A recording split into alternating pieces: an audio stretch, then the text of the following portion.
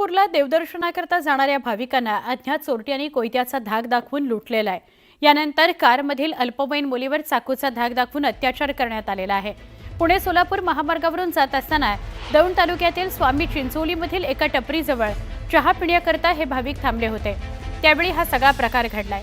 डोळ्यामध्ये मिरची पूड टाकून जबरदस्तीने 1.5 लाख रुपये सोन्याचे दागिने लुटले गेलेत। या घटनास्थळावरून आपल्याला अधिक माहिती देत आहेत आमचे प्रतिनिधी सुमित सोनवणे।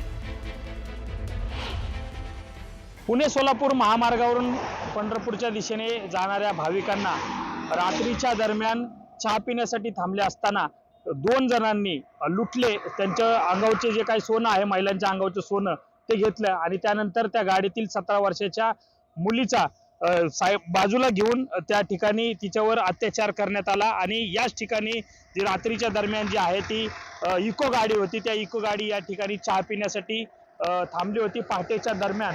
आणि त्याच वेळी काही आरोपी जे आहे ते पुणे सोलापूर महामार्गावरून आले होते आणि त्यांनी ही गाडी पाहिल्यानंतर त्या गाडीतील महिलांच्या सोबत सोनं जे काय आहे ते सोनं द्या आणि त्यांच्या गळ्याला जे आहे ते कोयता लावला होता।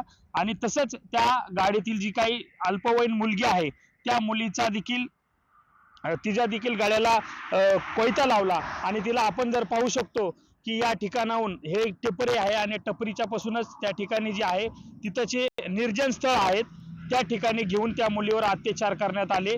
असा हा सगळा प्रकार घडलेला आहे। पुणे सोलापूर महामार्गावरून प्रवास करत असताना हा संपूर्ण प्रकार जो आहे घडलेला आहे। पहाटेच्या दरम्यान हा सगळा प्रकार घडलेला आहे।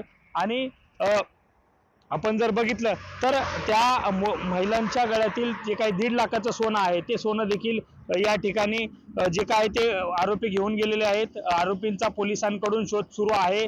साधारण 5 टीम जी आहेत त्या 5 टीम कडून हा सगळा तपास सुरू आहे।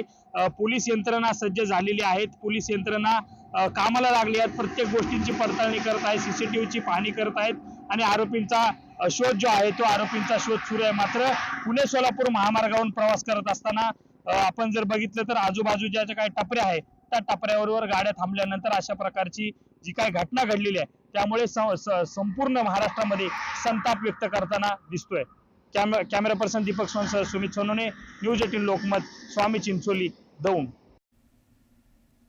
एक छोटासा ब्रेक। तुम्ही बघताय मुलुक महाराष्ट्र न्यूज 18 लोकमत।